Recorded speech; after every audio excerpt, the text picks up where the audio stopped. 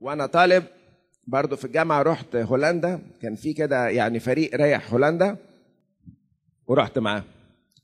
فرحت لقيت واحد شاب 32 33 سنه، دقنه كده بني ومفيش يعني شعره بيضة كده، جميل جدا شبه يسوع كده. ولقيته شايل صليب خشب كبير وماشي. استهواني المنظر، وراح ميدان وقف تتفرج بيقول ايه ده. فقال انا مدمن، انا انجليزي، انا مش هولندي، انا انجليزي وكنت مجرم ويعني زي قاطع طريق او واحد من اللي هو يروح على الناس يهددهم فيدفعوا له فلوس، يعني زي اتاوه كده عشان يسيبهم.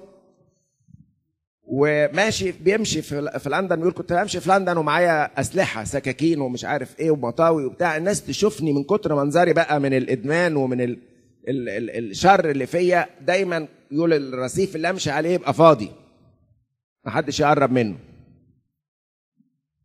وبعدين سمع ان امستردام عاصمه المخدرات والشر في اوروبا، فقال اروح ايه اجرب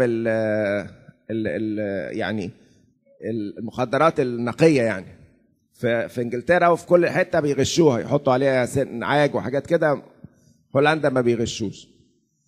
فراح، طبعا هو مش فاهم، شوف بقى ما اعرفش كان بياخد جرعه ايه، ما بفهمش يعني في الحاجات دي، نقوله جرام مثلا.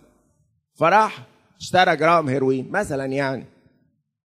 اتاري الجرام الهيروين اللي كان بياخده في انجلترا حقيقته ان هو نص جرام.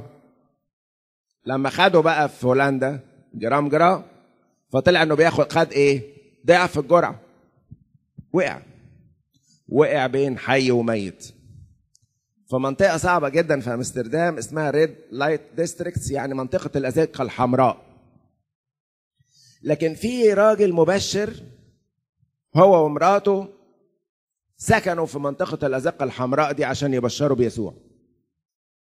فطلع هو ومراته يتمشوا العصريه كده، لقوا الزبون ده ايه؟ واقع. انا شفت من على حدود المنطقه دي، قالوا ما تخشهاش يعني، بس شفت على حدودها عربيات اسعاف بتيجي وتشيل ناس من الارض وحاجات كده.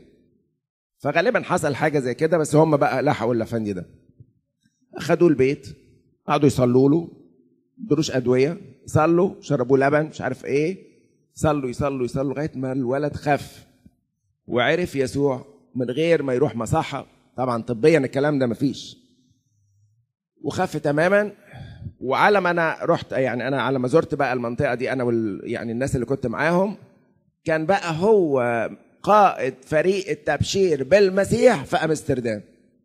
شوفوا من واحد كان شكله ايه لواحد بقى ايه، وخد الصليب بتاعه وراح الميدان وعمال يحكي على عمل المسيح معه. ايه يا رب ده؟ انا اشفي، انا ما فيش حاجه تصعب عليا. عندك مشكله؟ يسوع يقدر عليها. عندك حاجه معقربه؟ يسوع يفكها. عندك حاجه مغروسه فيك من بابا وماما؟ هيشيلها. عندك جروح قديمه؟ هيشفيها. مفيش حاجه ما يقدرش عليها.